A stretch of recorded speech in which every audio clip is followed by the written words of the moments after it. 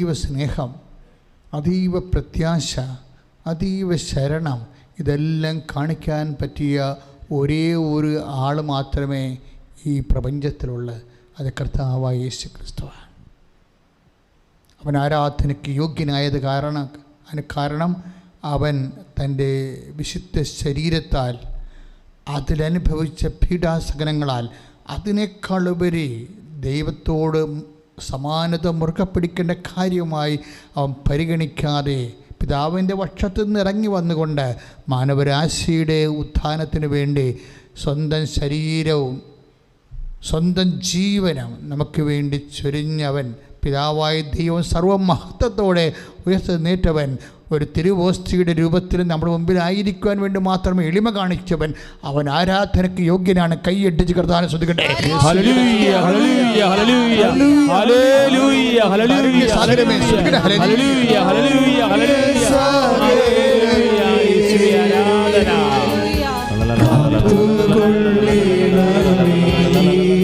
യേശുവേ ആരാധന. കാരുണ്യ സാഗരമേ ആരോഗ്യത്തിന്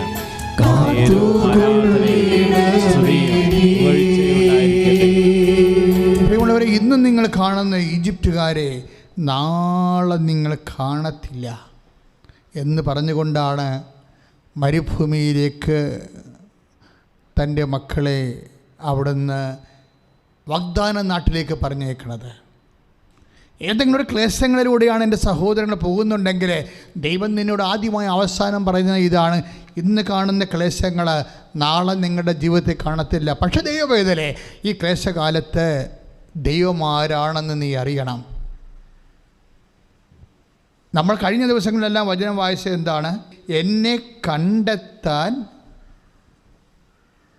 ഞാൻ നിങ്ങളെ ഇടയാക്കും. ശ്രുതികടെ ഹല്ലേലൂയ ഹല്ലേലൂയ ഹല്ലേലൂയ ഹല്ലേലൂയ യേശുവേ ആരാധന. ഹല്ലേലൂയ യേശുവേ ആരാധന. യേശുവേ മഹത്വം കർത്താവേ. ഹല്ലേലൂയ ഹല്ലേലൂയ ഹല്ലേലൂയ യേശുവേ സ്പർശിക്കണമേ കർത്താവേ. അഭിഷേകം ദൈവത്തിന്റെ സാന്നിധ്യം നിറയ്ക്കണമേ.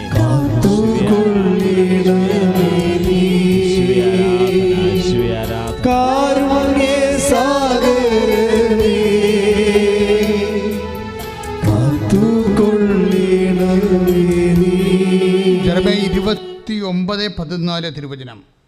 നിങ്ങൾ എന്നെ കണ്ടെത്താൻ പറഞ്ഞേ നിങ്ങൾ എന്നെ കണ്ടെത്താൻ ഞാൻ ഇടയാക്കുമെന്ന് കർത്താവ് അരുളിച്ചെയ്യുന്നു. ഇപ്പം രണ്ട് തരത്തിൽ നമുക്ക് ദൈവത്തെ കണ്ടെത്താൻ കഴിയും. ഇനി ഇതുപോലെ തന്നെ ഇതിന് സമാനമായ വേറൊരു വചനമുണ്ട്. എന്താ ഈ വചനം എന്ന് പറയുന്നത്? വചനത്തിൽ എന്ത് എഴുതിയിരിക്കുന്നോ അതാണ് നമ്മുടെ ജീവിതത്തിൽ ദൈവം നടപടിയിൽ വരുത്തുന്നത്. എന്തനുഭവങ്ങൾ നമുക്കുണ്ടായാലും അതിനെല്ലാം കർത്താവിൻ്റെ വാഗ്ദാനമുണ്ടാകും, വാക്കിൻ്റെ ദാനമുണ്ടാകും. അല്ലാതെ വചനത്തിലില്ലാത്ത ഒരു സംഭവം നമ്മുടെ ജീവിതത്തിൽ നടക്കത്തില്ല. നമ്മുടെ ജീവിതത്തിൽ എന്തനുഭവിച്ചാൽ, ഇപ്പോൾ ഉദാഹരണത്തിന് ഈ ദിവസങ്ങളിലൊരു സാക്ഷ്യം ഉണ്ടായി. ആ സാക്ഷ്യം പറഞ്ഞിരിക്കുന്നത് സന്ധ്യ അജി എന്ന് പറഞ്ഞ ഒരു മോളാണ്, പുനലൂരെന്ന് പറഞ്ഞിരിക്കുകയാണ്. അപ്പോൾ അവരുടെ സാക്ഷ്യം എന്ന് പറയണത്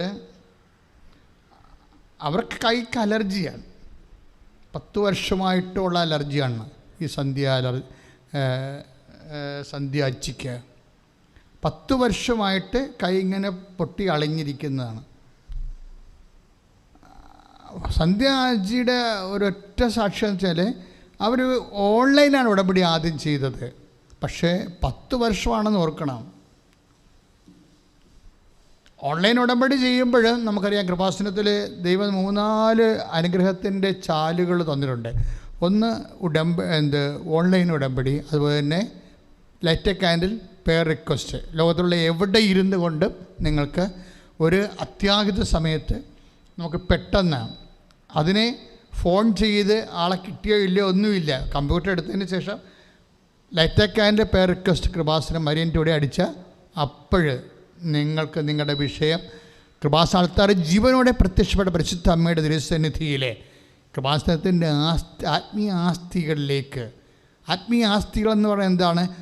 1987 മുതൽ ഇന്ന് വരെ എങ്ങനെയായാലും ഒരു 100 കോടി ജപമാല ചൊല്ലിക്കാണാം. കൃപാസനത്തിലെ ആയിരക്കണക്കിന് പ്രേക്ഷിതരെ നടത്തിയിട്ടുള്ള ആയിരക്കണക്കിന് കൺവെൻഷൻ്റെ ഉണ്ട്. അപ്പോൾ മധ്യസ്ഥ പ്രാർത്ഥന ഉൾപ്പെടെ ഈ 32 കൊല്ലത്തിനുള്ളിൽ.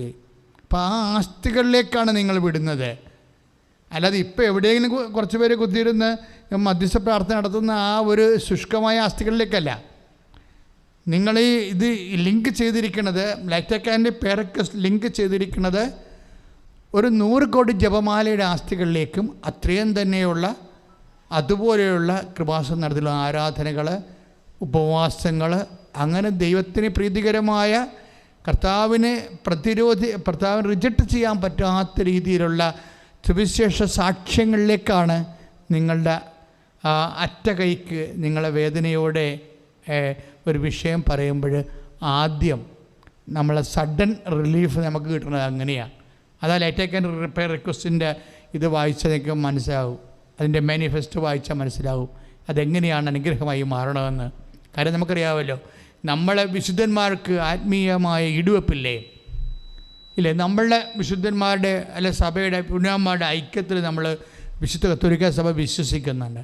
അപ്പോൾ പുണ്യാളന്മാരുടെ പുണ്യപ്രവർത്തികളുണ്ട്, അവിടെ ജീവത്യാഗങ്ങളുണ്ട്, വിശുദ്ധ സെബസ്ത്യാനോസിനെ പോലെയുള്ളവരുടെ രക്തസാക്ഷിത്വമുണ്ട്.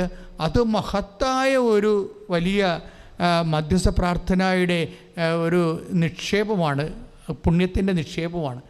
അത് സഭയുടെ അവർ വിജയസഭയിലുള്ള ആൾക്കാരാണ്.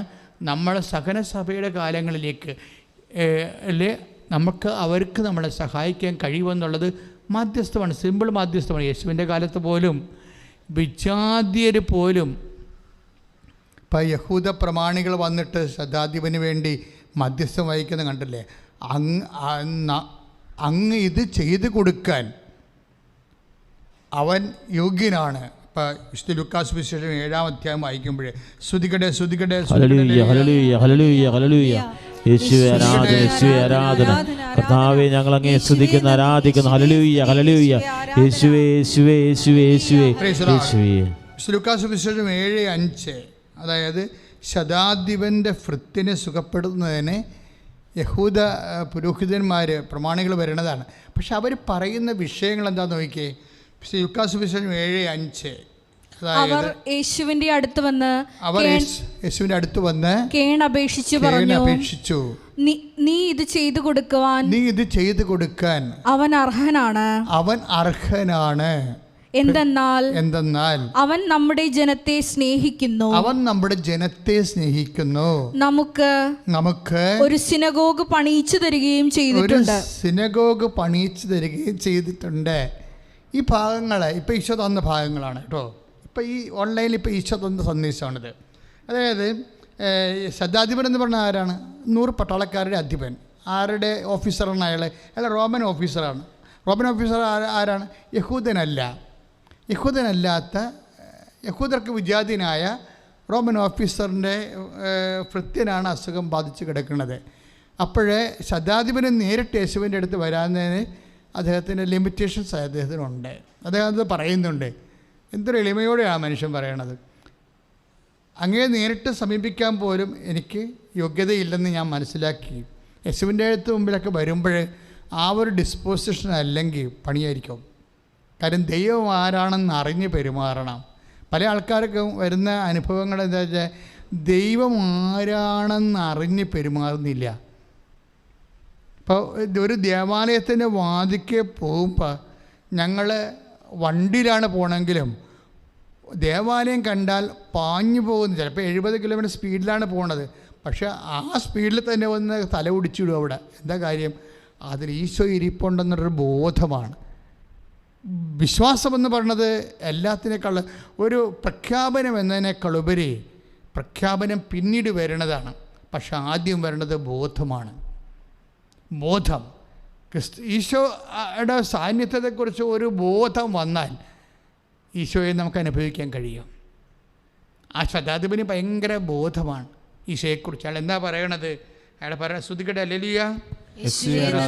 അവൻ വീടിനോടടുക്കാറായപ്പോൾ ആ ശതാധിപൻ തന്റെ സ്നേഹിതരിൽ ചിലരെ അയച്ച് അവനോട് പറഞ്ഞു, കർത്താവെ, അങ്ങ് ബുദ്ധിമുട്ടേണ്ട, അങ്ങ് എൻ്റെ വീട്ടിൽ പ്രവേശിക്കാൻ ഞാൻ യോഗ്യനല്ല. അതാണ് സംഭവം. ശതാധിപൻ തിരിച്ചു വരെ ഭൃത്യന്മാരുടെ പുറകെ അയാൾ എത്തുകയാണ് ഈശോൻ്റെ അടുത്ത്. പക്ഷേ ആ എത്തലൊരു വല്ലാത്തൊരു എത്തലായിപ്പോയി. എന്നിട്ട് ഈ മനുഷ്യൻ പറയണ വാക്കുകൾ ഭയങ്കരമാണ്. എന്താണ്? കർത്താവേ, അങ്ങ് ബുദ്ധിമുട്ടണ്ട. പിന്നെന്താ പറയണത്? അങ്ങ് എൻ്റെ വീട്ടിൽ പ്രവേശിക്കാൻ ഞാൻ യോഗ്യനല്ല. അങ്ങ് എൻ്റെ വീട്ടിൽ പ്രവേശിക്കാൻ ഞാൻ യോഗ്യനല്ല. അങ്ങയെ നേരിട്ട് സമീപിക്കാൻ പോലും എനിക്ക് യോഗ്യതയില്ല എന്ന് ഞാൻ വിചാരിച്ചു. അങ്ങയെ നേരിട്ട് സമീപിക്കാൻ പോലും എനിക്ക് യോഗ്യതയില്ലെന്ന് ഞാൻ വിചാരിച്ചു. അതാണ് സംഭവം. അങ്ങ് ഒരു വാക്ക് ഉച്ചരിച്ചാൽ മാത്രം മതി. അങ്ങ് ഒരു വാക്ക് ഉച്ചരിച്ചാൽ മാത്രം മതി, എൻ്റെ ഭൃത്യൻ സുഖപ്പെട്ടുകൊള്ളും. എൻ്റെ മക്കളെ, ഇത് പറയണതൊക്കെ ഇങ്ങനെ ഞങ്ങൾ പറയുമ്പോഴും നിങ്ങൾ ഏറ്റു പറയും. പക്ഷേ അതല്ല പ്രശ്നം. ഇതിന് ഒരു അഭിഷേക ലെവലുണ്ട്. അയാൾ അങ്ങനത്തെ പറഞ്ഞതാണ്, അങ്ങ് ഒരു വാക്ക് പറഞ്ഞാൽ മതി, എന്ത് പറ്റും? എൻ്റെ ഭൃത്യൻ സുഖപ്പെട്ട് കൊള്ളും. പിന്നെ അദ്ദേഹം പറയണത് അദ്ദേഹത്തിൻ്റെ അധികാരത്തെക്കുറിച്ചാണ്. അദ്ദേഹത്തിൻ്റെ അധികാരമുണ്ട്, അധികാരത്തിന് വിധേയനാണ്, സീസറിൻ്റെ കീഴിലുള്ള ഓഫീസറാണ്, തൻ്റെ കീഴിൽ പടയാളികളുണ്ട്. പക്ഷേ ഒരാളോട് പോകാൻ പറയുമ്പോൾ അയാൾ പോകുന്നു, വരാൻ പറയുമ്പോൾ വരുന്നു. എല്ലാം എൻ്റെ ഒരു കൺകോണിൻ്റെ കൽപ്പനയിലാണ് ഞാൻ ഇവിടെ അത്രയും അധികാരം ജീവിക്കുകയാണ്. പക്ഷേ നീ ഇത്രയും പൊസിഷൻ എനിക്കുണ്ട്, പക്ഷേ അതൊന്നും ഒരു കഥയില്ല നിൻ്റെ മുമ്പിൽ വരുമ്പോൾ. ഇങ്ങനെ വല്ലാത്ത ഒരു എളിമയും വിനയത്തിൽ നിന്ന് ദൈവം ആരാണെന്ന് ആ മനുഷ്യൻ പ്രഖ്യാപിക്കുകയാണ്. അതൊരു തരം പ്രഖ്യാപനമാണ്. അപ്പോൾ ദൈവം ആരാണെന്ന് അറിയണത് മാത്രമല്ല, അറിഞ്ഞിട്ട് നമ്മൾ കാണിക്കുന്ന എൻ്റെ എക്സ്പ്രഷൻ ഇല്ലേ, ആരാധ്യമായ അവിടുത്തെ തിരുസന്നിധിയും മാലാഖമാർ പോലും ഭയന്ന് വിറക്കുന്ന തിരുസന്നിധിയിൽ ഒരു വ്യക്തി കാണിക്കുന്ന അഡ്ഹിയറൻസ് എന്ന് പറയുന്നത് ഒരു മെൻ്റൽ വർക്കല്ല, അത് ഒരു ബോഡി ലാംഗ്വേജായിട്ട് കൺവേർട്ട് ചെയ്യും. ഇപ്പം ഓരോ നേർച്ചപ്പാടുകളൊക്കെ ചെല്ലുമ്പോൾ ആൾക്കാർ നിരങ്ങി വരും, ചിലർ ഉരുണ്ട് വരും, ചിലർ മുട്ടയും അടിച്ച് നടക്കും. ഇതിൻ്റെ എല്ലാത്തിൻ്റെ പിന്നിൽ ഒരു സമർപ്പണത്തിൻ്റെ, പക്ഷേ ഇതൊക്കെ ചെയ്യുന്നവരിത് അറിഞ്ഞുകൊണ്ടാണ് ചെയ്യണമെന്ന് അറിയത്തില്ല. അവിടെയാണ് ഈ പ്രശ്നം വന്നിരിക്കുന്നത്. ഇതൊക്കെ അറിഞ്ഞുകൊണ്ടാണ് ഒരു വ്യക്തി ചെയ്യണമെങ്കിൽ അത് ഒരു വലിയ ചെയ്താണ്. ഞാൻ എന്തെങ്കിലും പറഞ്ഞാൽ വെച്ചാൽ അവരൊക്കെ പെട്ടെന്ന് ഇങ്ങനെ ദൈവത്തെ അനുഭവിക്കും. ബൈബിളെന്ന് പറയണത് എങ്ങനെ പെട്ടെന്ന് ദൈവത്തെ അനുഭവിക്കാവുന്ന ലോകത്തോട് പറയുന്ന ഏറ്റവും ലളിതമായ ഏറ്റവും വലിയ പുസ്തകമാണ്. എങ്ങനെ ദൈവത്തെ എത്ര പെട്ടെന്ന് അനുഭവിക്കാം കർത്താവിനെ കാണുമ്പോഴേ. പക്ഷെ അങ്ങനെയുള്ള ആരാധനയ്ക്കുള്ള ഒരു സമർപ്പണമില്ലേ, അത് നമ്മൾക്ക് അഭിഷേകമായിട്ട് കിട്ടണം. ഇപ്പം നമുക്കൊക്കെ ഉള്ളത് അപ്പന്മാർ പറഞ്ഞ, അപ്പം പറഞ്ഞ, അമ്മ പറഞ്ഞൊക്കെ ഉള്ളതാണ്. അതുകൊണ്ട് അവർ പറഞ്ഞത് കൊണ്ട് നമ്മൾ ഇങ്ങനെ ആചരിച്ചു പോകണം. അതല്ല, നമ്മുടെ ആത്മാവിൽ തന്നെ ഒരു അവബോധവും ഒരു തിരിച്ചറിവൊക്കെ വന്നിട്ട് നമുക്ക് അഭിഷേകമായിട്ട് കിട്ടും നമ്മുടെ ഉള്ളിൽ നിന്ന്. അങ്ങനെ വരണം. അങ്ങനെ വരുമ്പോഴാണ് നമ്മുടെ ഇതിൻ്റെ ലിഫ്റ്റിംഗ്, ഒരു ഫേസ് ലിഫ്റ്റിംഗ് വരണത് നമ്മുടെ വിശ്വാസത്തിന്. ഒന്ന് പ്രാർത്ഥിച്ചേ. കർത്താവേ, ഞങ്ങൾക്ക് പകർന്നു കിട്ടിയ വിശ്വാസത്തെക്കാളും ഞങ്ങൾക്ക് സ്വന്തമായി ഒരു അനുഭവവും അഭിഷേകവും ആന്തരിക ബോധ്യവും ലഭിക്കാൻ ഞങ്ങളെ ഇപ്പോഴ് ഈ നിമിഷം ആരാധനെ ഞങ്ങളെ അനുഗ്രഹിക്കണമേ. ശ്രദ്ധിക്കട്ടെ.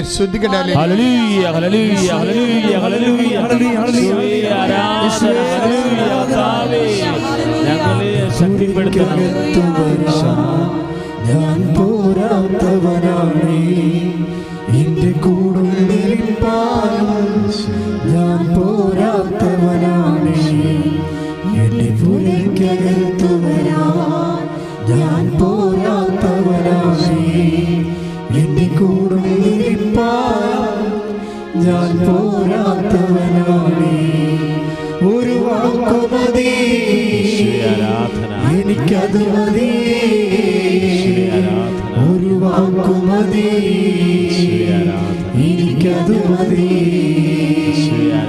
ഒരു വാക്കു മതി, എനിക്കത് മതി, ഒരു വാക്കു മതി, എനിക്കത് മതി. ശ്രുതികടെ ഹല്ലേലൂയ ഹല്ലേലൂയ ഹല്ലേലൂയ ഹല്ലേലൂയ ഹല്ലേലൂയ. കരങ്ങൾ ഉയർത്തിക്കൊണ്ട് സ്തുതിക്കാം. കർത്താവേ, ഒരു വാക്ക് മതി കർത്താവേ. ഹല്ലേലൂയ ഹല്ലേലൂയ. ആരാധന യേശുവേ,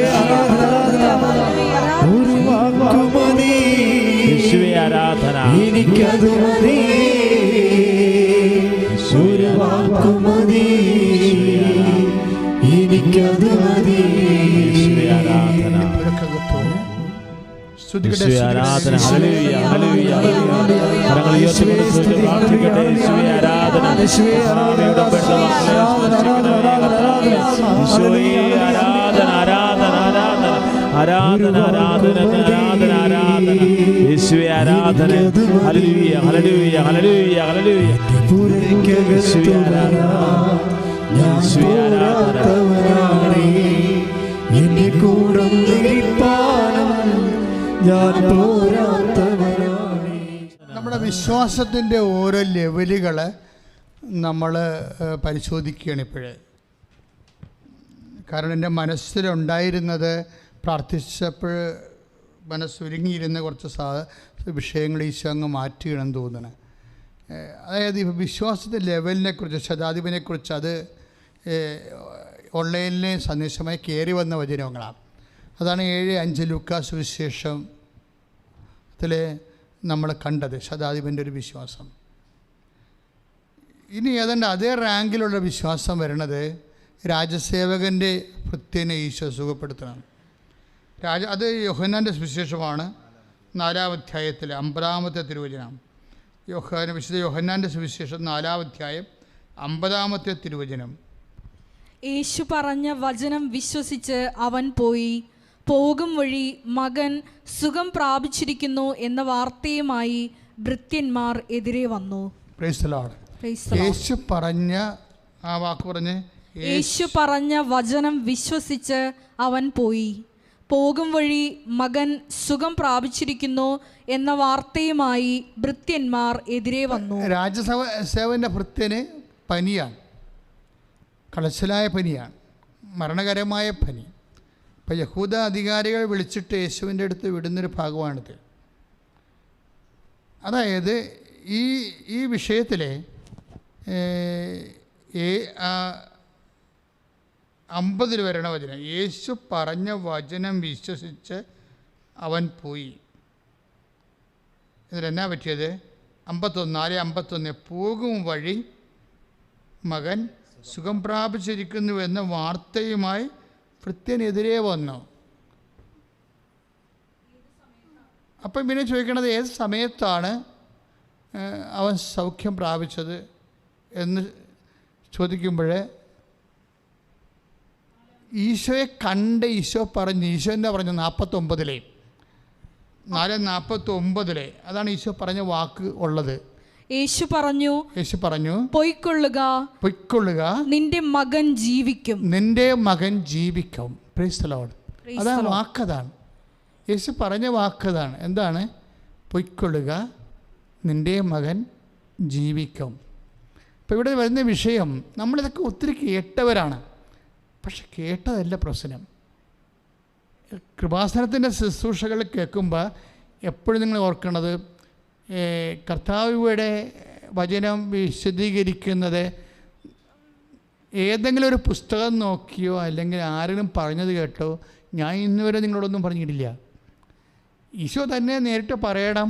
വചനം വായിക്കുമ്പോൾ ഈശോ വെളിപാട് നൽകണം, അല്ലെങ്കിൽ സുവിശേഷ ശുശ്രൂഷയുടെ സമയത്ത് ഈശോ വെളിപാട് നൽകണം. ആ ഒരു നിശ്ചയദാർഢ്യത്തിലാണ് നമ്മൾ ഈശോയെ ആശ്രയിച്ചാണ് ആൾക്കാരെ നിൽക്കുന്നത്. ഇപ്പം നമ്മൾ 2 വിശ്വാസം നമുക്ക് കിട്ടി. എന്താണ്? ഒന്ന് രാജസേവകൻ്റെ, ഒന്ന് ശതാധിപൻ്റെ. ഈ ശതാധിപൻ, ഈ രാജസേവകൻ്റെ വിഷയം കണ്ടോ? 4:49 അവൻ്റെ ഭൃത്യനോട് പറയണ ഇതാണ്: പൊയ്ക്കൊള്ളുക, നിൻ്റെ മകൻ ജീവിക്കും. പക്ഷേ ഇവിടെ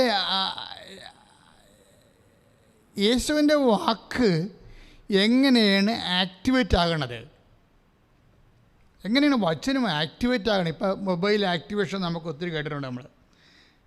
വചനമെല്ലാം ഇതുപോലെ ആക്ടിവേഷൻ ഉണ്ടാകുകയാണ് നമ്മൾക്ക്. പക്ഷേ അതിന് നമ്മൾക്കതിൻ്റെ കൂടെ കറിയണം.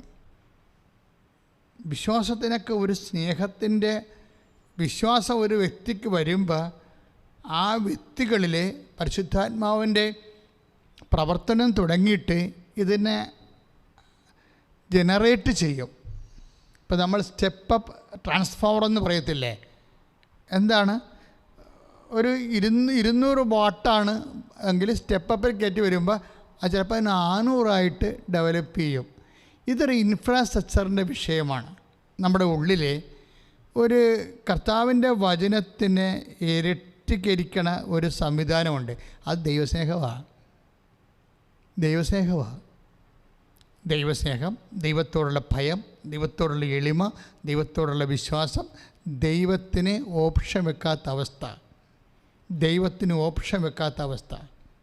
എന്ന് വെച്ചാൽ എന്തുകൊണ്ട് നമ്മുടെ കയ്യിരിക്കണ എല്ലാം സ്റ്റെപ്പ് ഡൗൺ ആണ്.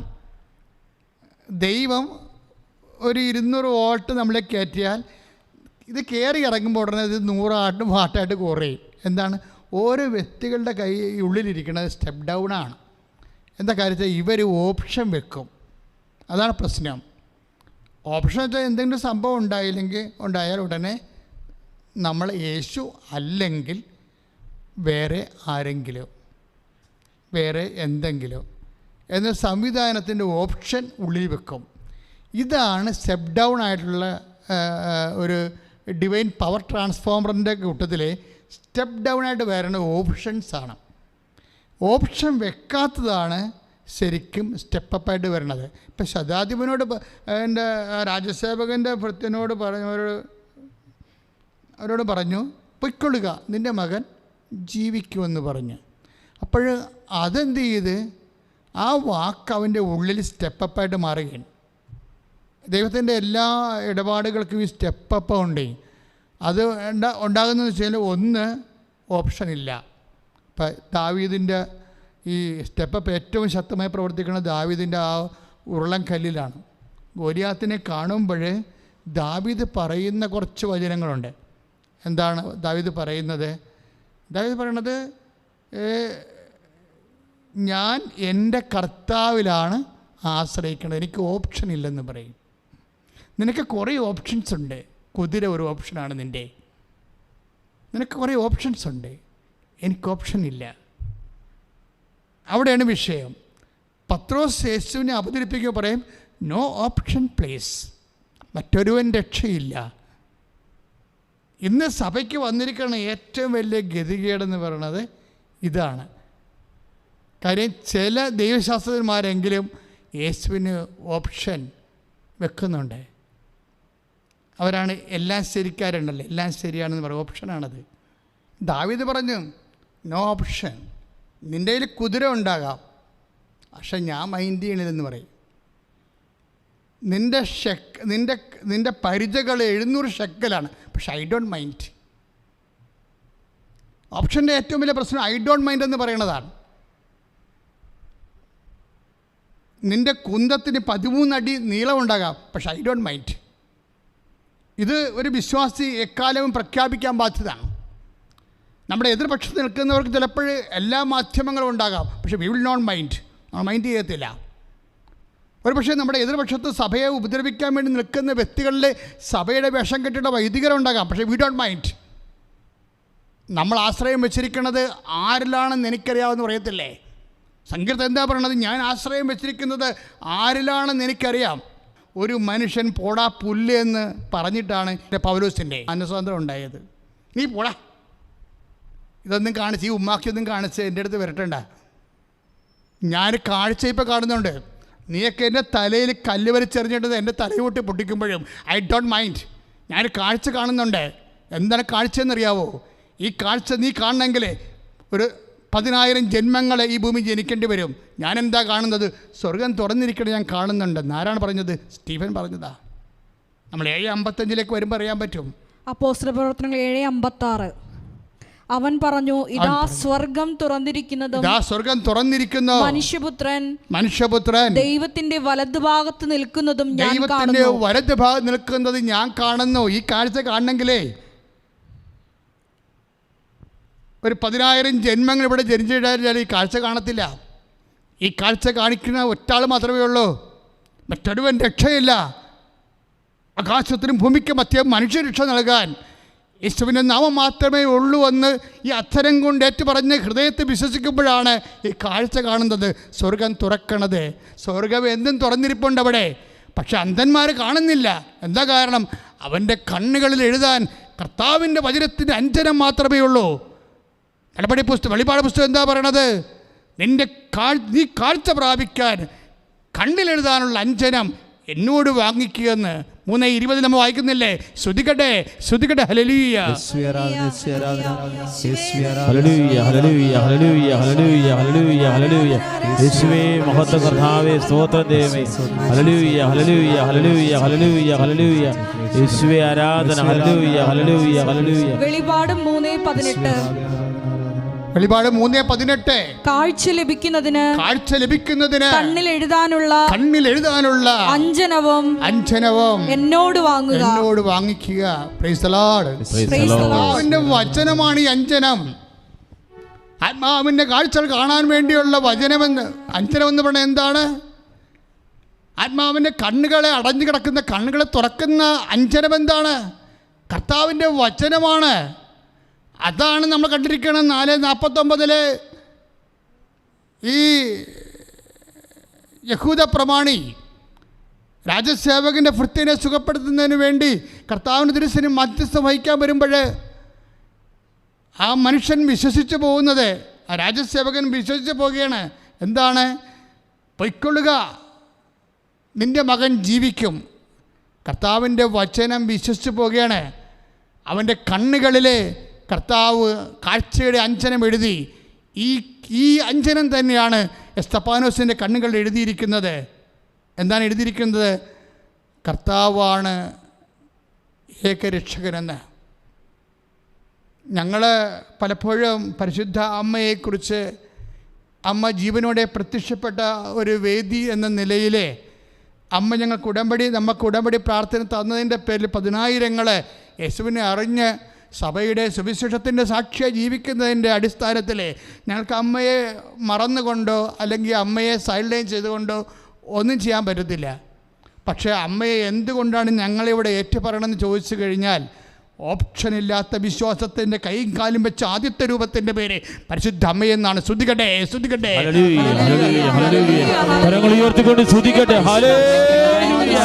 കർത്താവേ അഭിഷേകം ചെയ്യണമേ. ഹല്ലേലൂയ ഹല്ലേലൂയ ഹല്ലേലൂയ ഹല്ലേലൂയ ഹല്ലേലൂയ.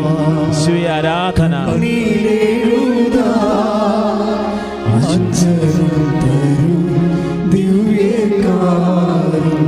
വിശ്വാസത്തോടെ പാടാം. യേശുവേ ആരാധന.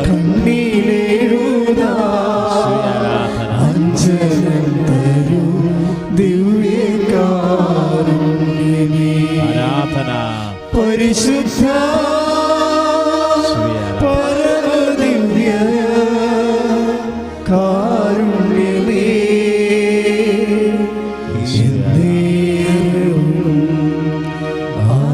ആരാധനയും സ്തുതിയും പുകഴ്ചയും. പരിശുദ്ധ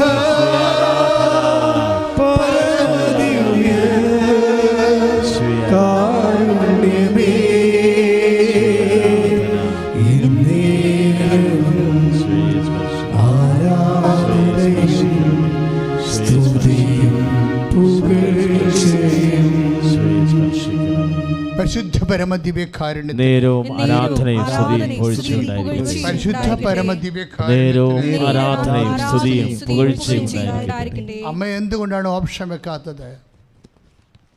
2-3 ഓപ്ഷൻ നമ്മുടെ മുമ്പേ ഉണ്ടായിരുന്നല്ലോ. ഐദർ ഓർ, അതല്ലെങ്കിൽ ഇത്. യേശു അല്ലെങ്കിൽ വേറെ എന്തെങ്കിലും സംവിധാനം, സാഹചര്യം. എപ്പോഴാണ് അന്ധത വരണത്? ഓപ്ഷൻ വെക്കുമ്പോഴാണ് അന്ധത വരണത്. അമ്മ എന്തുകൊണ്ടാണ് ഓപ്ഷൻ വെക്കുക? അമ്മയുടെ മുമ്പിൽ ഓപ്ഷൻ ഉണ്ടല്ലോ. കാനായിൽ വെള്ളം വീഞ്ഞ് തീർന്നു പോകുമ്പോൾ ഓപ്ഷൻ ഉണ്ടല്ലോ, ഒരു സെലക്ഷൻ ഉണ്ടല്ലോ അല്ലേ? തിരഞ്ഞെടുക്കാനുള്ള മറ്റു മാർഗങ്ങളില്ലേ? വായ്പ വാങ്ങിക്കാം. ചടുത്തിമാർ പെട്ടെന്ന് എന്തെങ്കിലും ഒരു കുഴപ്പമുണ്ടായാൽ, കുടുംബത്തിൽ എന്തെങ്കിലും തീർന്നു പോയാൽ പിന്നെ ഉടനെ നമ്മൾ ഫോൺ വിളിക്കുന്നത് നമുക്ക് ഏറ്റവും അടുത്ത ആൾക്കാരാണ് ഫോൺ വിളിക്കുന്നത് അല്ലേ? അല്ലെങ്കിൽ അയൽവാസികളുടെ നിന്ന് വായ്പ വാങ്ങിക്കാം, അല്ലെങ്കിൽ കടയിൽ പോയി വിലക്ക് വാങ്ങിക്കാം, ഓപ്ഷനല്ലേ? കനായിൽ വെള്ളം വീഞ്ഞ് തീർന്നു പോകുമ്പോൾ അമ്മയുടെ മുമ്പിൽ ഓപ്ഷൻ ഉണ്ടല്ലോ, തിരഞ്ഞെടുക്കാനുള്ള വേറെ ഒരു വകുപ്പുണ്ടല്ലോ. ഒന്നെങ്കിൽ അടുത്ത കടയിൽ പോയി വിലക്ക് വാങ്ങിക്കാം വീഞ്ഞ്, അല്ലെങ്കിൽ അടുത്ത വീട്ടിൽ പോയി വായ്പ വാങ്ങിക്കാം. 2 ഓപ്ഷനുണ്ട്, ഏറ്റവും കുറഞ്ഞത്. ആരെങ്കിലും വിടാം. പക്ഷെ അമ്മ ഈ ഓപ്ഷനൊന്നും എടുത്തില്ല. യേശു അമ്മയുടെ കൂടെ നിൽക്കുമ്പോൾ ഓപ്ഷൻ എടുക്കുന്നത് മണ്ടത്തരമാണെന്നാണ് സുവിശേഷം പറയണത്. Got the point. യേശു നിൻ്റെ കുടുംബത്തിൽ ജീവിക്കുമ്പോൾ നീ നിൻ്റെ ജീവിതത്തിൻ്റെ ആദ്യത്തെ റെഫറൻസ്, ആ റെഫറൻസിൻ്റെ പേര് യേശു ക്രിസ്തു എന്നാണ്. അത് പെട്ടെന്ന് ഇമ്മീഡിയറ്റ് റീസൺ ആയിരിക്കണം. Immediate first reference. ഈ ഫസ്റ്റ് റെഫറൻസ് യേശു ആകണമെങ്കിൽ അതനുസരിച്ച് മൈൻഡ് പ്രോഗ്രാം ചെയ്യണം. നമുക്ക് പെട്ടെന്ന് വിശ്വാസം പ്രോഗ്രാം ചെയ്യും. ഇപ്പം നമുക്ക് പെട്ടെന്ന് ഒരു സൈക്കിൾ ഇടിച്ച് എൻ്റെ അമ്മയെ എന്ന് വിളിക്കുമ്പോൾ സ്വന്തം അമ്മേനെ വിളിക്കണത് ആദ്യം, അല്ലെങ്കിൽ ചിലർ എൻ്റെ മാതാവേ എന്ന് വിളിക്കും അല്ലേ? അപ്പോൾ അവരുടെ ഫസ്റ്റ് ഓപ്ഷൻ പ്രോഗ്രാംഡ് കറക്റ്റാണ്. പക്ഷെ നമ്മൾ ചെയ്യണത് എന്താണ്? ചെയ്യണത് ആദ്യം മരുന്ന് ചെയ്യും, പിന്നെയാണ് പ്രാർത്ഥിക്കുന്നത്. സെക്കൻഡ് ഓപ്ഷനാണ് വരണത്. മരുന്ന് ചെയ്യേണ്ടെന്നല്ല എൻ്റെ അർത്ഥം. മരുന്ന് ചെയ്യുമ്പോഴും ഞങ്ങളൊക്കെ ചെയ്യുന്ന പോലെ വിശ്വാസ പ്രമാണം ചൊല്ലിക്കൊണ്ടിരിക്കും. എന്താ കാര്യം? മരുന്നോ ലേപനോ അല്ല, അങ്ങയുടെ വചനമാണ് ഞങ്ങളെ സുഖപ്പെടുന്നത്. ഇതെല്ലാം മനുഷ്യന് കൊടുത്ത അറിവാണ്. ആ അറിവിനേക്കാൾ വലുതാണ് ആ മരുന്ന് ശരീരത്തിൽ പിടിക്കാനുള്ള കർത്താവിൻ്റെ കൃപ. പക്ഷേ ഇത് ഫസ്റ്റ് ഓപ്ഷനിൽ വരണം. അപ്പോഴാണ് സ്റ്റെപ്പ് എന്ന് ഞാൻ പറഞ്ഞില്ലേ. നമുക്ക് കിട്ടിയിരിക്കുന്ന വിശ്വാസം അത് പലപ്പോഴും സ്റ്റെപ്പ് ഡൗൺ ആയി പോകാൻ കാര്യം എന്താണ്? സെക്കൻഡ് ഓപ്ഷൻ വരുന്നത് കൊണ്ടാണ്. പരിശുദ്ധ അമ്മയുടെ വിശ്വാസം സെക്കൻഡായി പോയിരുന്നേനം അമ്മ വീഞ്ഞ് വായ്പ വാങ്ങിക്കാൻ വിട്ടേച്ചെങ്കിൽ, അല്ലെങ്കിൽ വീഞ്ഞ് കടം വാങ്ങിക്കാൻ വിട്ടേച്ചെങ്കിൽ ഞങ്ങൾക്ക് അപ്പോൾ പ്രായോഗികമായിട്ട് ഞങ്ങൾ എന്ത് ചെയ്യണമെന്നാണ് അച്ഛൻ പറഞ്ഞെന്ന് ചോദിച്ചു കഴിഞ്ഞാൽ മാനുഷികമായിട്ടൊക്കെ എന്തെങ്കിലും ചെയ്യാം. പക്ഷേ ഫസ്റ്റ് റെഫറൻസ് കർത്താവിൻ്റെ മുമ്പിൽ മുട്ടുകുത്തി കൈപിടിച്ച് പിടിച്ച് നിന്നിട്ട് വേണം ബാക്കി അങ്ങോട്ട് എങ്ങനെ മൂവ് ചെയ്യാൻ. ഭർത്താവിന് ഹാർട്ട് അറ്റാക്ക് ആണെന്ന് പറഞ്ഞാൽ പോലും കൊന്തയെടുത്ത് തിരുമ്മിക്കൊണ്ട് വേണം ആശുപത്രിയിൽ പോകാൻ. അതാണ് ഫസ്റ്റ് ഓപ്ഷൻ എന്ന് പറയുന്നത്. ഇപ്പം മനസ്സിലായില്ലേ? ഇങ്ങനെ എല്ലാത്തിനും ഇത് ഓട്ടോമാറ്റിക്കായിട്ട് പ്രോഗ്രാം ചെയ്യണം, ഓട്ടോമാറ്റിക്കായിട്ട് വരണമെങ്കിൽ ഇപ്പം തന്നെ ഇപ്പോൾ നീ ഗർഭിണിയാണ്, അല്ലെങ്കിൽ നിൻ്റെ കുഞ്ഞിൻ്റെ അസുഖം വന്ന് പെട്ടെന്ന് റെഫറൻസ് എന്താ? പരിചയമുള്ള ഗൈനക്കിനെ വിളിക്കും. അതപ്പോൾ ഫസ്റ്റ് റെഫറൻസ്. സെക്കൻഡ് റെഫറൻസിലാണ് ഈശോ വരണത് അല്ലേ? അവിടെയാണ് പ്രശ്നം കിടക്കുന്നത്. ഇത് പ്രോഗ്രാമിൻ്റെ ഫസ്റ്റ് റെഫറൻസിലേക്ക് വരണം. അപ്പോഴാണ് സ്റ്റെപ്പ് ഡൗണിൽ നിന്ന് സ്റ്റെപ്പ് അപ്പിലേക്ക് വരണത്. അതായത് നമ്മൾക്ക് അടുത്ത ശ്വാസത്തിൽ യേശുവിൻ്റെ എന്ത് അത്യാഹിതത്തിന്, ഇപ്പം നമുക്കറിയാമല്ലോ, നമുക്ക് സന്തോഷമുള്ളപ്പോൾ ദൈവത്തെ വിളിക്കുന്നവരെ, ഉയർന്ന നിലവാരമുള്ള വിശ്വാസം നിലനിർത്തുന്നവർ ദൈവത്തോട് ബന്ധമുള്ളവരാണ്. ഒരു 97% നീ വിശ്വാസിയാണോ എന്നറിയാൻ ഒറ്റ മാർഗ്ഗമേ ഉള്ളൂ. എന്താ മാർഗം? നിൻ്റെ സന്തോഷ സമയത്ത് നീ ആരെയാണ് ഓർക്കണത്? എന്തിനാണ് ഓർക്കണത്? ദൈവത്തെ ഓർക്കുമായിരിക്കും, പിറ്റേ ദിവസം ഓർക്കുമായിരിക്കും. അവിടെ വെച്ച് പോയി നിൻ്റെ പരിപാടിയില്ല. ഇപ്പം സങ്കടം വരുമ്പോൾ നമ്മൾ ദൈവത്തെ വിളിക്കും, അത് ആരായാലും വിളിക്കും. പക്ഷേ നിനക്ക് സന്തോഷം വരുമ്പോൾ നീ പരീക്ഷ ജയിച്ച് ഉന്നതമായ വിജയം കിട്ടി, അല്ലെങ്കിൽ നിനക്ക് പ്രൊമോഷൻ കിട്ടി, അല്ലെങ്കിൽ നിൻ്റെ കുടുംബം ചിലവ് ഇപ്പോൾ കോവിഡിൻ്റെ കാലമാണെങ്കിലും കുടുംബം നടത്തി കർത്താവ് കൊണ്ടുപോകുന്നുണ്ട് എന്ന് പറയുമ്പോൾ നമ്മൾ ഓർക്കും, ഞാൻ ജോലി ചെയ്തിട്ടല്ലേ എന്ന് ഞാൻ വിചാരിക്കുമ്പോൾ നീയാണ് ഫസ്റ്റ് റെഫറൻസിൽ വരണത്. നിനക്ക് ജോലി ചെയ്യാൻ ആവത് വേണ്ടേ, ജോലി ചെയ്യാൻ അവസരം വേണ്ടേ? ആവതും അവസരവും തന്നത് ആരാണ് എന്ന് ഇപ്പം ഈശ്വര വിശ്വാസി അല്ലെങ്കിൽ അവർ പറയും അവരാണെന്ന് പറയും. അത് കുഴപ്പമില്ല, കാരണം അവർ ഈശ്വര വിശ്വാസി അല്ലല്ലോ, അവർക്ക് ഈ ലോകം മാത്രമല്ലേ ഉള്ളൂ, അവരെന്തെങ്കിലും പറഞ്ഞ് ജീവിച്ചോട്ടെ. പക്ഷേ ഈശ്വര വിശ്വാസിയായ നിനക്കൊരു സന്തോഷം വരുമ്പോൾ ആദ്യം അതിൻ്റെ കാരണം എൻ്റെ ആവതും അവസരവും തന്ന ദൈവത്തിൻ്റെ മുമ്പിൽ എളിമയോടെ മുട്ടി നിന്ന് നന്ദി പറയാൻ കഴിയാതെ, അത് എനിക്ക് കഴിവുള്ളതുകൊണ്ടാണ്, എനിക്ക് കഴിവുള്ള എന്നെ വിളിക്കുക എന്നൊക്കെ ഓരോ കമ്പനിയിൽ പോണ കാര്യമൊക്കെ നീ ചിന്തിച്ച് വരുമ്പോൾ തീർച്ചയായിട്ടും നിൻ്റെ കാര്യം സ്റ്റെപ്പ് ഡൗൺ ആയിട്ട് പോകും. എൻ്റെ മക്കളെ എന്നും കൊന്നും ഇങ്ങനെ ഒരു ബറാബർ വിശ്വാസിയായിട്ട് ജീവിച്ചൊരു കാര്യമില്ല. ഇത് വളരണം. അതുകൊണ്ടാണ് ഞാൻ ഈ തത്തമ്മയും പൂച്ച ഈസോപ്പ് കറയും പഞ്ചതന്ത്രം കഥയൊന്നും പറഞ്ഞ് അൽത്താറയും ഞാൻ പറയത്തില്ല ഈ സാധനമൊന്നും. എന്താ കാര്യം? അവിടെ ഇതൊന്നും പറയേണ്ട കാര്യമില്ല. ചില ആൾക്കാരൊക്കെ അറിയുന്ന എന്ത് ബോധം പോകും, അവരുടെ റിലേ പോകും. അവർ യൂണിയനും സമരവും മറ്റേ കാര്യങ്ങളൊക്കെ പറയണം. ഇതൊന്നും പറയാൻ ഒരു ബാധ്യതയും ആരും അനുവദിച്ചിട്ടില്ല. കർത്താവിൻ്റെ വചനമാണ് പറയേണ്ടത്. അവിടെ കർത്താവിൻ്റെ വചനം പറയേണ്ട സ്ഥലമാണ്. അത് പറയാൻ നിനക്ക് കഴിഞ്ഞില്ലെങ്കിൽ ആ കൃപ നിനക്ക് കാലക്രമേണ ദൈവം തിരിച്ചു പോകും. അപ്പോൾ ഫസ്റ്റ് ഓപ്ഷൻ, നിനക്കൊരു സന്തോഷം വന്നു, നിൻ്റെ കുഞ്ഞ് ജയിച്ചു, അല്ലെങ്കിൽ അതിനൊരു ട്രോഫി കിട്ടി, ഉടനെ കർത്താവെന്ന് വിളിക്കണം. കർത്താവെന്ന് വിളിച്ച് കർത്താവ് നന്ദി പറഞ്ഞിട്ട് വേണം ബാക്കി. അതാണ് ഫസ്റ്റ് ഓപ്ഷൻ. ഇതാണ് സ്റ്റെപ്പ് അപ്പ് ട്രാൻസ്ഫോമർ എന്ന് പറയുന്ന പോലെ ഡിവൈൻ പവറിൻ്റെ സ്റ്റെപ്പ് അപ്പിങ് വരണം. അങ്ങനെയാണ്. ഡബിൾ ഓപ്ഷൻ ഇല്ലാതെ വയ്ക്കുന്ന സിംഗിൾ ഓപ്ഷൻ, അത് കർത്താവാണ്. അതുകൊണ്ടാണ് സ്റ്റീഫൻ പ്രാർത്ഥിക്കുന്നത്, പിതാവേ കർത്താവ് ഈ തെറ്റ് അവരുടെ മേൽ ആരോപിക്കരുത്, നീ അവരോട് ക്ഷമിക്കണമേ. അതാണ് സംഭവം. എന്താണ്? അത് കർത്താവിൻ്റെ വചനമാണ്. ഈശോ കുരിശിൽ കിടന്ന് പ്രാർത്ഥിച്ച വചനമാണ്. ആ വചനമാണ് സ്റ്റീഫൻ പറയണത്, ഈ തെറ്റ് അവരുടെ മേൽ നീ ആരോപിക്കരുതേ, മറിച്ച് നീ അവരോട് ക്ഷമിക്കണമേ. അപ്പം അതിനേക്കാൾ ഉപരി ഇത് പറഞ്ഞോടുകൂടി, വചനം പറഞ്ഞോടുകൂടി ഇവൻ്റെ മുഖം സ്വർഗദൂതന്മാരുടെ മുഖം പോലെ അങ്ങ് ശോഭിക്കും. സ്വർഗദൂതന്മാരുടെ മുഖം പോലെ ശോഭിക്കും. ഈ വചനവും മുഖത്തിൻ്റെ ശോഭയുമാണ്, അതായത് ആ വേട്ടക്കാരനായ സാവൂളിനെ ഒതുക്കിക്കളഞ്ഞത്. സാവൂള് ഇതും ചിന്തിച്ചോടാണ് കുതിരപ്പുറത്ത് പോണത്. അടുത്ത ക്രിസ്ത്യാനികളെ കൊല്ലാൻ വേണ്ടി പോകുമ്പോഴാണ് സ്റ്റീഫൻ്റെ മുഖം ഇവൻ്റെ മനസ്സിലുണ്ട് എപ്പോഴും. കാര്യം ഇവൻ ഒത്തിരി പേരെ കൊന്നിട്ടുണ്ട്. പക്ഷെ ഒരു മനുഷ്യൻ പോലും ഇന്ന് വരെ സ്വർഗത്തോട് നോക്കി കണ്ടിട്ടില്ല. ഇവൻ തന്നെ ഗമാലിയൻ്റെ ശിഷ്യനായിട്ട് വലിയ ഫരിസേനാണ്. നിങ്ങൾ ഫരിസേനാണോ എങ്കിൽ ഞാനും ഫരിസേനാണ്, നിങ്ങൾ റോമൻ പൗരനാണോ എങ്കിൽ ഞാനും റോമൻ പൗരനാണെന്നൊക്കെ പറഞ്ഞ് വാഗ്വാദങ്ങൾ നടത്തി കേമത്തം നടിക്കണമെന്നല്ലാതെ സ്വർഗം കണ്ടിട്ടില്ല. അപ്പം തങ്ങൾ കല്ലെറിയുന്ന ഒരു മനുഷ്യൻ, കല്ലെറിഞ്ഞ് കൊല്ലാൻ പോകുന്ന മനുഷ്യൻ ശത്രുക്ക് വേണ്ടി പ്രാർത്ഥിച്ചിട്ട് അവൻ സ്വർഗം കണ്ട് എന്ന് പറയുമ്പോൾ, ഞാൻ ഈ കാലങ്ങളെല്ലാം പ്രാർത്ഥിച്ച പഴയ നിയമത്തിൻ്റെ മുഴുവൻ വചനങ്ങൾ, മുഴുവൻ സങ്കീർത്തനങ്ങൾ ഞാൻ പഠിച്ചു, ഗമാലിയേലിൻ്റെ പാദാന്ത്യത്തിൽ ഇരുന്ന് ഞാനിതെല്ലാം കേട്ടു എന്നൊക്കെ പറഞ്ഞിട്ടും ഇന്ന് വരെ സ്വർഗം കണ്ടിട്ടില്ല. അങ്ങേരി സ്വർഗം കാണണമെങ്കിലേ, സ്വർഗത്തെ വെറുതെ ഒന്ന് കാണുകയെങ്കിലും ചെയ്യണമെങ്കിലേ അവൻ കർത്താവ് യേശുക്രിസ്തു നാമം വിളിച്ച് അപേക്ഷിക്കണമെന്ന് സാവൂളിന് മനസ്സിലായി. അതോടുകൂടി ഇടിമിന്നലേറ്റ് അവൻ വീഴും. സാവൂൾ അങ്ങ് ആരാണെന്ന് ചോദിക്കുമ്പോൾ പഴയും, നീ പീഡിപ്പിക്കുന്ന യേശുവാണ്. അപ്പോഴാണ് പിന്നെയാണ് സ്വർഗം കാണാനുള്ള യാത്ര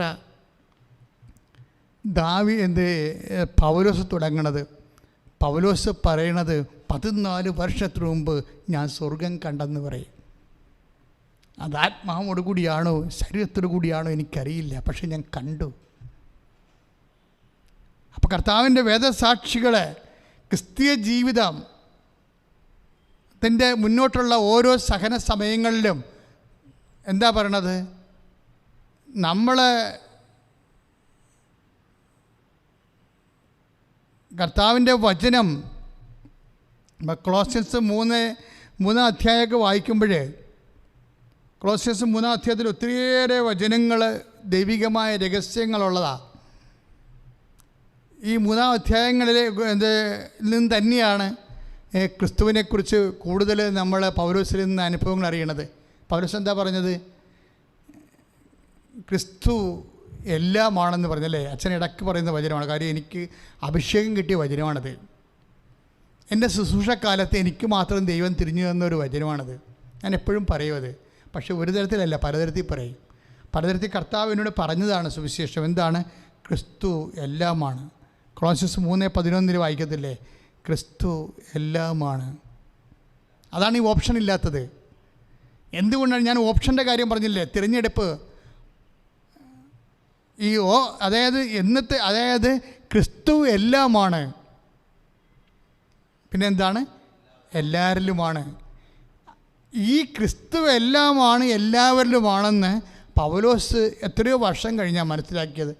പക്ഷെ ആദ്യം മനസ്സിലാക്കിയത് ആരാണ്? അമ്മയാണ്.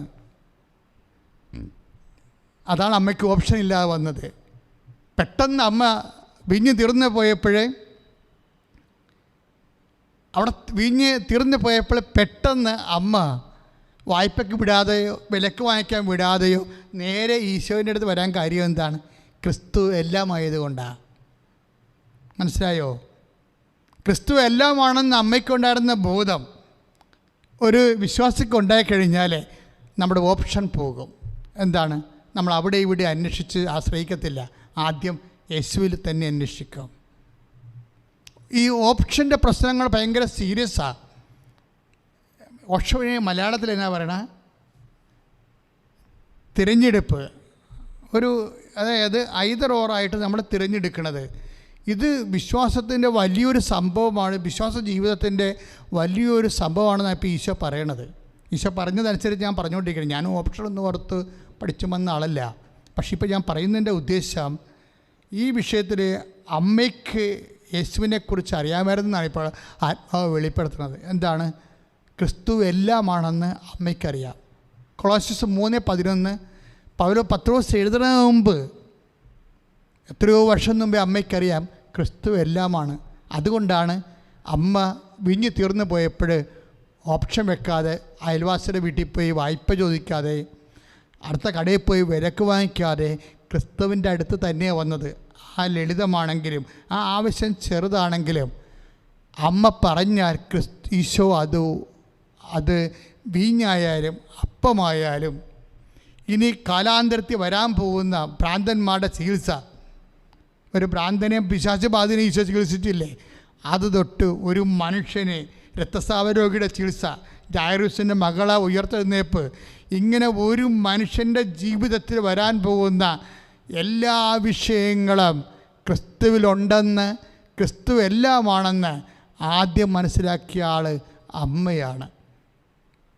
അതാണ് കാനായിലെ കല്യാണത്തിൻ്റെ അടിസ്ഥാനം. ക്രിസ്തു എല്ലാമാണ്, എല്ലാവരിലുമാണ് എന്ന് ആദ്യം മനസ്സിലാക്കിയത് അമ്മയാണെങ്കിൽ, അമ്മയുടെ മധ്യസ്ഥത നമ്മൾ ഉടമ്പടി എടുക്കുമ്പോഴേ നമുക്ക് ഈ ഓപ്ഷൻ ഉണ്ടാകണം. അല്ലെങ്കിൽ ഉടമ്പടി എടുത്തിട്ടുണ്ട് എന്നാൽ പിന്നെ വിദാസമുണ്ടാകുന്ന വേഗം കൂടി കൂടിയേക്കാമെന്നൊക്കെ പറഞ്ഞു കഴിഞ്ഞാൽ കുറച്ച് പ്രശ്നം ഉണ്ടാകും. എന്നുവെച്ചാൽ ഇങ്ങനെയുള്ള, അതായത് നമ്മൾ ഉടമ്പടിയിൽ വിശ്വസിക്കണം. എന്തുകൊണ്ടാണ്? അവൻ പറയണത് പോലെ ചെയ്യണം. നിങ്ങൾ നൊവേന കൂടിക്കുക കൂടാതിരിക്കുക, അതൊക്കെ നിങ്ങൾക്ക് ചെയ്ത പ്രശ്നമൊന്നുമില്ല. പക്ഷെ അതല്ല, ഉടമ്പടി കാലത്ത് നമ്മൾ ശ്രദ്ധിക്കണം. മറ്റ് പ്രാർത്ഥനകളെ പോലെ അല്ല ഇത്. ഇതൊരു ദൈവികമായ സ്വർഗീയ പദ്ധതിയാണ്. കാര്യം ഇതെന്താ? ഇതൊരു ഡൂയിങ് പ്രെയറാണ്. എന്താണ്? ഉടമ്പടി അവൻ പറയണത് പോലെ ചെയ്യുക. അല്ല, നമ്മൾ ചൊല്ലാനുള്ള പ്രാർത്ഥനയല്ല ഇത്. ഇപ്പം നമ്മൾ നൊവേന ചൊല്ലുന്നു എന്ന് പറയത്തില്ലേ, പക്ഷേ ഇത് ചൊല്ലാനുള്ള പ്രാർത്ഥനയല്ല. അഥവാ ഇതിൻ്റെ കാമ്പെന്ന് പറയുന്നത് ചൊല്ലലല്ല, ചെയ്യലാണ്. ചെയ്യുമ്പോഴും നമ്മൾ ചെയ്യുന്നവരെ, ഇപ്പം കർത്താവിനെ അറിയാത്തവരെ അറിയിക്കുന്നവരെ സന്തോഷത്തോടെയും സ്നേഹത്തോടെയും വേണം അതുപോലുള്ള സുവിശേഷ വേലകൾ ചെയ്യാൻ. രോഗികളെ കുളിപ്പിക്കുന്നവരുണ്ട്, രോഗികൾക്ക് ഭക്ഷണം കൊടുക്കുന്നവരുണ്ട്, അനാഥരെ സന്ധിക്കുന്നവരുണ്ട്. അതിനെ ചെയ്യലാണ്. അതായത് ചെയ്യുമ്പോഴെന്ന് പറയുമ്പോൾ ദിവ്യകൃപാനയിൽ പോലും നമ്മൾ എന്താണ് ചെയ്യേണ്ടത്? ഇതെൻ്റെ ഓർമ്മയ്ക്കായി ചെയ്യുവിൻ. അപ്പോൾ ഉടമ്പടിയുടെ ഒരു ഫോർമുലയാണത്. പ്രാർത്ഥിക്കുക. കർത്താവായ ദൈവമേ, അമ്മയെപ്പോലെ ഒരു വിഷയം കുടുംബത്തിലുണ്ടാകുമ്പോഴേ മാനുഷികമായ പല സങ്കേതങ്ങളിലെ തിരഞ്ഞെടുപ്പ് നടത്താതെ ഒന്നാമത്തെ അഭയം, ഒന്നാമത്തെ തിരഞ്ഞെടുപ്പ്, ഒന്നാമത്തെ ആശ്രയം യേശുവിന്റെ നാമം മാത്രമാകാൻ, അതുവഴി എന്റെ വിശ്വാസം പ്രഖ്യാപിക്കുക വഴി എന്റെ ജീവിതത്തിലെ ദൈവവചനങ്ങള് ഇരട്ടി ശക്തിയോടുകൂടി ഫലപ്രദമായി പ്രയോഗിക്കപ്പെടാൻ സുവിശേഷത്തിന്റെ ഫലം തികഞ്ഞ സാക്ഷികളായി മാറാൻ എന്നെയും എന്റെ കുടുംബത്തെയും അങ്ങ് ഒരുക്കണമേ. ശ്രുതികടെ ഹല്ലേലൂയ ഹല്ലേലൂയ ഹല്ലേലൂയ ഹല്ലേലൂയ ഹല്ലേലൂയ. കരങ്ങൾ ഉയർത്തിക്കൊണ്ട് സ്തുതിക്കട്ടെ. ഹല്ലേലൂയ. കർത്താവേ, അഭിഷേക വചനങ്ങളാൽ ഞങ്ങളെ ശക്തിപ്പെടുത്തി പറയുന്ന കർത്താവേ, ഉടമ്പടി ധ്യാനത്തിൽ പങ്കെടുത്ത ഓരോ മക്കളെയും അങ്ങ് സ്പർശിക്കണമേ. യേശുവേ, ആരാധന.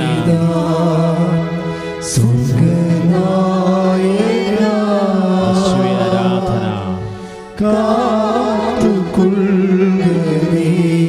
യേശുവേ, ആരാധന. ചേർന്ന് പാടാം.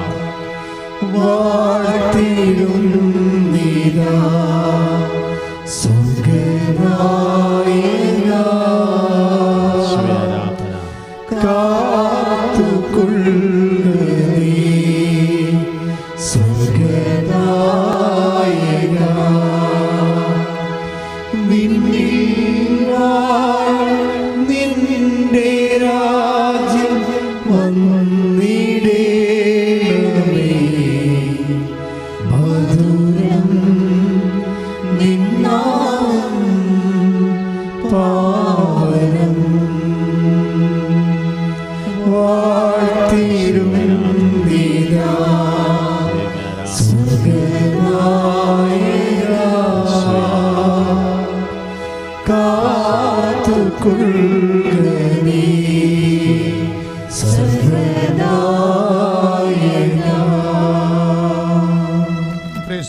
Praise the Lord.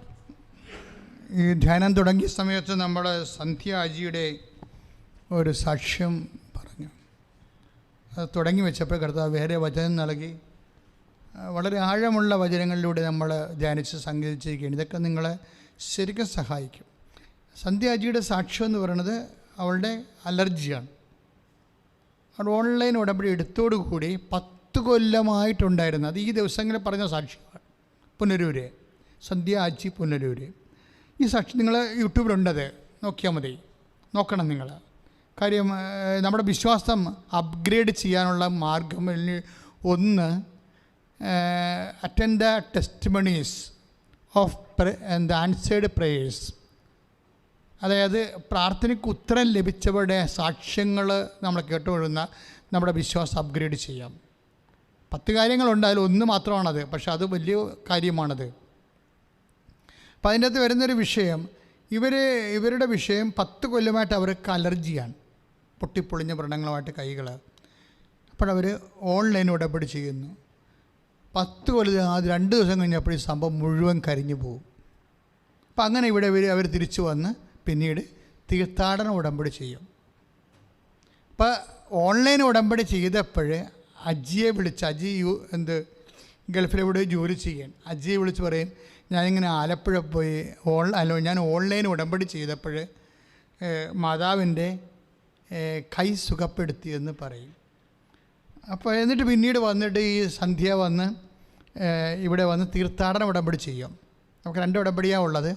അതായത് ഒന്ന് ഓൺലൈൻ ഉടമ്പടി, അതായത് കൃപാസനത്തിൽ എത്തിച്ചേരുന്ന വരെ ഉടമ്പടിയുടെ എല്ലാ ആനുകൂല്യവും നിനക്ക് കിട്ടാൻ വേണ്ടി അമ്മ തന്ന ഈ കാലഘട്ടത്തിൽ ഏറ്റവും നല്ലൊരു സംഭവമാണ് ഓൺലൈൻ ഉടമ്പടി. ഇപ്പോൾ ഈ പ്രത്യേകിച്ച് ഈ കോവിഡുമായിട്ട് അമ്മ ഏറ്റവും കൂടുതൽ പ്രവർത്തിച്ചത് ഓൺലൈൻ ഉടമ്പടിയിലൂടെ. അതിനുശേഷം അവർ വന്ന് തീർത്ഥാടന ഉടമ്പടി ചെയ്യും. ഓൺലൈൻ ഉടമ്പടി ചെയ്ത ആൾക്കാരെല്ലാവരും തന്നെ വന്ന് തീർത്ഥാടന ഉടമ്പടി ചെയ്ത്. അപ്പോൾ തീർത്ഥാടന ഉടമ്പടി ചെയ്തേച്ചും ഈ അജിയെ വിളിച്ച് പറയും, ഞാൻ കൃപാസന മാതാവിനെ കാണാൻ പോയെന്ന് പറയും. അപ്പോൾ അന്ന് വൈകുന്നേരം അജിക്കൊരു പ്രശ്നം ഉണ്ടാവും. എന്ന് വെച്ച് കഴിഞ്ഞാൽ അയാളെ ഒരു മലയാളിയുമായിട്ട് കൂടെ താമസിക്കായിരുന്നു. വെച്ചാൽ നമുക്കറിയാമല്ലോ, ഇപ്പോൾ യൂറോപ്പിലായാലും ഗൾഫിലായാലും നമുക്ക് ഒറ്റയ്ക്ക് നമ്മുടെ വാടക കൊടുക്കാനുള്ള ശമ്പളം നമുക്കുണ്ടാകത്തില്ല. അപ്പോൾ വീട്ടിലോട്ടൊന്നും അയച്ചു കൊടുക്കാൻ പറ്റത്തില്ല. അപ്പോൾ എന്താ ചെയ്യണം? മലയാളികളൊക്കെ ഷെയർ ചെയ്താണ് ജീവിക്കുന്നത്. പക്ഷെ അവിടെ എപ്പോഴും വരുന്ന ഒരു പ്രശ്നം, ഈ ഷെയർ ചെയ്യുന്ന ആൾക്കാർ ചില സമയത്ത് അവിടെ ജോലി, അവിടെ പ്രോജക്റ്റ് അവിടെ തീരുകയാണെങ്കിൽ അവരവിടെ നിന്ന് വെക്കേറ്റ് ചെയ്ത് പോകുമ്പോൾ ഈ കുടുംബത്തിൻ്റെ ഈ വീടിൻ്റെ മുഴുവനും വാടക ഒരാൾ തന്നെ കൊടുക്കേണ്ടി വരും. പക്ഷെ അത്രയും ശമ്പളം ഉണ്ടാകത്തില്ല, അപ്പോൾ കൊടുക്കാൻ പറ്റത്തില്ല. അപ്പോൾ അജിയാണെങ്കിൽ ഒരു ജീവിതം ആകപ്പാട് വഴിമുട്ടി എന്നപ്പോൾ എന്ത് ചെയ്യണം എന്നറിയത്തില്ല. അപ്പോൾ ഇയാൾ പലയിടത്തും പോയി അന്വേഷിച്ചിട്ട് ഒരിടത്തും ഒരു അക്കോമഡേഷൻ കിട്ടണില്ല. അക്കോമഡേഷൻ കിട്ടാവുന്ന അപ്പോൾ ഈ മനുഷ്യൻ ഇങ്ങനെ എന്താ അത് വൈഫ് നല്ല ശരിക്കും സുന്ദരമായിട്ടത് പറയുന്നുണ്ട്, അതായത് സന്ധ്യ നന്നായിട്ടത് പറയുന്നുണ്ട്. അതായത് പലയിടത്തും പോയി ഒരു വീട് ഷെയറായിട്ട് താമസിക്കാൻ പറ്റിയ വീട് അന്വേഷിച്ചിട്ട് കിട്ടാതെ വരുമ്പോൾ ഉണ്ടാകുന്ന പ്രശ്നം അറിയാമല്ലോ. ഈ മനുഷ്യൻ മടുത്ത് സങ്കടപ്പെട്ടിട്ട് ഇയാൾക്ക് വൈഫ് പറഞ്ഞൊരു ഓർമ്മയേ ഉള്ളൂ, ഞാനിന്ന് കൃപാസന മാതനെ കാണാൻ പോയെന്നേ പറഞ്ഞുള്ളത്. എന്നിട്ട് ഈ അജി റോഡിൽ നിന്നുകൊണ്ട് അത് വേദനപ്പെടുന്ന സാഹചര്യമാണ്. എൻ്റെ കൃപാസന മാതാവേ എന്ന് വിളിച്ച് എനിക്കൊരു വീട് കാണിച്ചതാണ്. അത് നല്ല സാക്ഷിയാണ് കേട്ടത്, എനിക്ക് ഭയങ്കര ഇഷ്ടപ്പെട്ടായിരുന്നു, അതുകൊണ്ട് ഞാനത് പറഞ്ഞത്. എൻ്റെ കൃപാസന മാതാവേ എനിക്കൊരു വീട് കാണിച്ചതാണ് എന്ന് ഇയാളിങ്ങനെ പറയുകയും കുറച്ച് കഴിഞ്ഞപ്പോൾ ഇയാളുടെ മനസ്സിൽ അമ്മ തോന്നിച്ചു, നീ നെറ്റിലടിച്ച് നോക്കാൻ പറഞ്ഞു. അന്ന് വരെ ഇപ്പോൾ 3-4 ദിവസമായി വീട് തിരക്കി കിടക്കണത്, ഈ ഒരു ബോധമില്ല. ഇയാൾ നെറ്റടിച്ച് നോക്കുകയും പെട്ടെന്ന് ഈ വീട് ഇതുപോലെ തന്നെ അക്കോമഡേഷൻ ഉള്ള ആൾക്കാർ അന്വേഷിക്കുന്ന ഒരു മലയാളിയുടെ പ്രൊഫൈൽ കണ്ട് ഉടനെ വിളിച്ച് ചോദിച്ചു, ഞാനിങ്ങനെ പുറത്തായി നിൽക്കുകയാണ്, നിങ്ങൾക്ക് ഷെയറിങ് ചെയ്യാൻ താല്പര്യമുണ്ടെന്ന് പറഞ്ഞ് നിങ്ങൾ നെറ്റിലിട്ടുണ്ടായിരുന്നല്ലോ, അപ്പോൾ എനിക്ക് നിങ്ങളെ കാണാൻ താല്പര്യമുണ്ട്. അവർ അന്ന് തന്നെ ഇവരെ അക്സെപ്റ്റ് ചെയ്ത് ഒരുമിച്ച് താമസിച്ചു. അപ്പോൾ 2 കുടുംബം കൂടി ഒരുമിച്ച് താമസിക്കും. അപ്പോൾ ഇതെന്ന് വെച്ച് കഴിഞ്ഞാൽ ഞാൻ പറഞ്ഞതിൻ്റെ കാരണം ഇതിനൊക്കെ എല്ലാം ഒരു വചനമുണ്ട് സഹോദരങ്ങളെ. അതായത് നമ്മുടെ ജീവിതത്തിൽ നടക്കുന്ന എല്ലാത്തിനും വാഗ്ദാനമുണ്ട്. ഇപ്പോൾ ഞാൻ എപ്പോഴും പറയാറുണ്ട്, ഉടമ്പടിയിൽ എന്താ സംഭവിക്കണത്? എല്ലാ വാക്കിൻ്റെ അകത്തും ദാനമുണ്ട് ദൈവത്തിൻ്റെ, അല്ലേ? എല്ലാ വാക്കിലും ദൈവത്തിൻ്റെ ദാനമുണ്ട്. ഈ ദാനം നമ്മളിങ്ങനെ പ്രാപിക്കുകയാണ് ചെയ്യണത്. വാഗ്ദാനം എന്താണ് ചെയ്യണത്? പ്രാപിക്കുകയാണ് ചെയ്യണത്. അപ്പോൾ ഈ അജി എന്താണ് ചെയ്യണത്? വാഗ്ദാനം പ്രാപിക്കാൻ അജി എന്താണ് ചെയ്തിരിക്കുന്നത്? എൻ്റെ കൃപാസനം മാതാവേ എന്ന് വിളിച്ചു. കാര്യം ഇല്ലായ്മയൊക്കെ പരിഹരിക്കുന്ന ആളാണല്ലോ. വീഞ്ഞില്ല എന്ന് പറയണതും മനുഷ്യൻ്റെ ജീവിതത്തിൽ ഇല്ലായ്മകൾക്ക് ദൈവം ഇക്കാലങ്ങളിൽ ഉടമ്പടിയിലൂടെ 10,000 ഉത്തരം കൊടുക്കുമ്പോൾ ഇന്ന് ഞാൻ കൃപാസന മാതാവിനെ കാണാൻ പോയെന്നാണ് ആ ചേച്ചി പറയണത് അജിയോട്. അപ്പോൾ അദ്ദേഹത്തിൻ്റെ ആ ഒരു വിളി, ഇവർക്ക് അജിക്ക് ഉടമ്പടി അറിയത്തില്ല, ചിലപ്പോൾ ആലപ്പുഴ കൃപാസനത്തിൽ വന്നിട്ടില്ല, ഈ പേര് കേട്ടിട്ടേ ഉള്ളൂ, ജസ്റ്റ് ഒന്ന് വിളിച്ചതാണ്. ഞാനത് പ്രാർത്ഥിച്ചപ്പോൾ എനിക്ക് കിട്ടിയ വചനം 10:20 യെശയ്യായുടെ ഒരു വചനമുണ്ട്. അതാണ് ഞാൻ പറഞ്ഞത്, എല്ലാ വാഗ്ദാനങ്ങൾക്കും, ഇപ്പം നിനക്ക് കിട്ടാൻ പോകുന്ന എല്ലാ വാഗ്ദാനങ്ങൾക്കും കറസ്പോണ്ടിങ് വേർഡ് ഓഫ് ഗോഡ് ഉണ്ട്.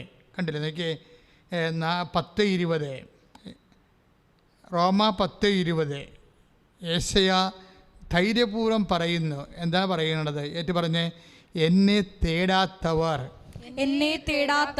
എന്നെ കണ്ടെത്തി, എന്നെപ്പറ്റി അന്വേഷിക്കാത്തവർക്ക് ഞാൻ എന്നെ വെളിപ്പെടുത്തി. ഇതാണ് സംഭവിക്കുന്നത്. ഒന്നുകൂടി പറഞ്ഞു, എന്നെ തേടാത്തവർ എന്നെ കണ്ടെത്തി, എന്നെപ്പറ്റി അന്വേഷിക്കാത്തവർക്ക് ഞാൻ എന്നെ തന്നെ വെളിപ്പെടുത്തി. അപ്പൊ ക്രിസ്തുവിനെ കുറിച്ച് നീ അന്വേഷിച്ചില്ലെങ്കിൽ പോലും ക്രിസ്തു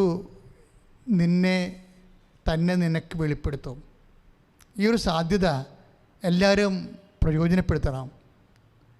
കാര്യം ഇപ്പോൾ എന്താ വചനം എഴുതിയിരിക്കുന്നത്? എന്നെ തേടാത്തവർ, അന്വേഷിക്കാത്തവരെ, ആശ്രയിക്കാത്തവരെ ക്രിസ്തുവിനെ കണ്ടെത്തും. എങ്ങനെയാണ് എന്നെ കണ്ടെത്താൻ എന്ന് പറഞ്ഞൊരു വചനമുണ്ടല്ലോ, 29:14 ജെറമിയ. എന്താണ്? എന്നെ കണ്ടെത്താൻ ഞാൻ നിന്നെ ഇടയാക്കും. ഇതെന്തുകൊണ്ടാണെന്ന് ചോദിച്ചു കഴിഞ്ഞാൽ അത് കൊളോസ്യസ് 3:11 തന്നെയാണ്. എന്താണ്? ക്രിസ്തു എല്ലാമാണ്, പിന്നെന്താണ്, എല്ലാവരിലുമാണ്. അല്ല ക്രിസ്ത്യാനികൾക്ക് വേണ്ടി മാത്രമുള്ള ആളല്ല. ക്രിസ്തു എല്ലാമാണ്, എല്ലാവരിലുമാണ്. അപ്പോഴേ എല്ലാവരും ക്രിസ്തുവിനെ ആശ്രയിച്ച് കഴിയുമ്പോൾ അതിൻ്റെ അർത്ഥം നിങ്ങൾ മതം മാറണമെന്നല്ല അർത്ഥം. വേദനപ്പെടുന്ന നിമിഷങ്ങളിൽ നിങ്ങൾക്ക് ആശ്വാസം കിട്ടാനുള്ള ദൈവവചനത്തിൻ്റെ വാഗ്ദാനമാണ് ഞാൻ പറഞ്ഞത്. ദൈവവചനത്തിൻ്റെ വാഗ്ദാനമാണ്. അത് വിശ്വാസിക്ക് മാത്രമുള്ളതല്ല, അത് എല്ലാവർക്കും ഉള്ളതാണ്. അതാണ് ഞാൻ പറയുക, അവിശ്വാസിക്ക് പോലും ഉള്ളതിൻ്റെ സൂചനയാണ് എന്നെ തേടാത്തവർ എന്നെ കണ്ടെത്തി. അതിനുള്ള സാധ്യതയുണ്ട്. അപ്പം നിനക്കൊരു വിഷമം വന്ന് പോകുമ്പോൾ, ഞാൻ ക്രിസ്തുവുമായിട്ട് അടുപ്പമൊന്നുമില്ല, ക്രിസ്ത്യാനികളുടെ എന്നൊന്നും പറഞ്ഞ് വെറുതെ മണ്ടത്തരം പറഞ്ഞ് കെട്ടിയിരുന്ന് വിളിച്ച് നീ നിൻ്റെ വിഷമത്തിൽ നിലനിൽക്കരുത്. മറിച്ച് കാര്യം ഈ നാട്ടിൽ എന്ത് പറഞ്ഞാലും മതം മാറ്റമാണ്. മതമാറ്റമല്ല വിഷയം. അതായത് ദൈവത്തെ നീ കണ്ടെത്താനും അനുഭവിക്കാനുമുള്ള സാധ്യതയുണ്ട്. അപ്പം അതിന് മതാതീതമായി യേശുവിനെ നിനക്ക് അന്വേഷിക്കാനും കണ്ടെത്താനും കഴിയും. അങ്ങനെ 10,000 യേശുവിനെ അനുഭവിച്ച് ഇന്നും ജീവിക്കുന്നുണ്ട്. അപ്പം അതിൻ്റെ സാധ്യത സുവിശേഷം നൽകുന്നൊരു വലിയൊരു സാധ്യതയാണ്.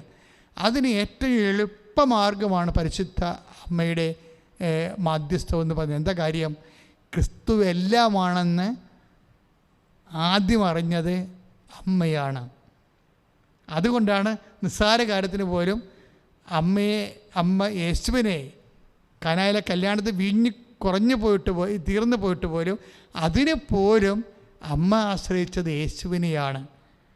അപ്പം അതിൻ്റെ വിഷയം എന്ന് വെച്ച് കഴിഞ്ഞാൽ അമ്മ മറ്റുള്ള സംവിധാനങ്ങളിൽ നിന്ന് കിട്ടാൻ സാധ്യതയുണ്ടെങ്കിലും അമ്മ അവിടെ ആശ്രയം വെക്കത്തില്ല.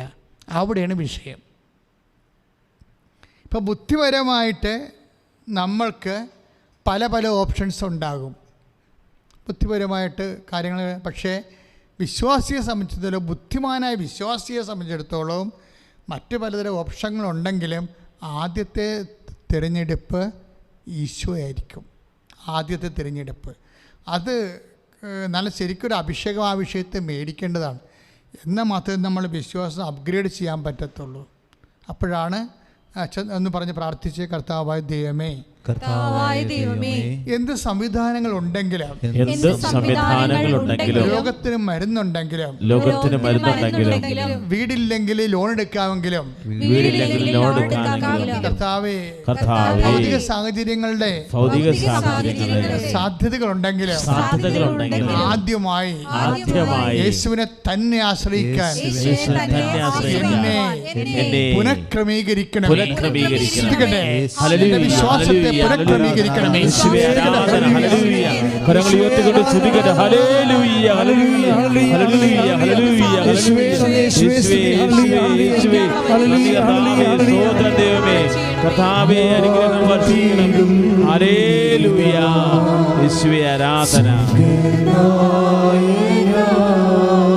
സ്നേഹത്തോടെ പാടാം.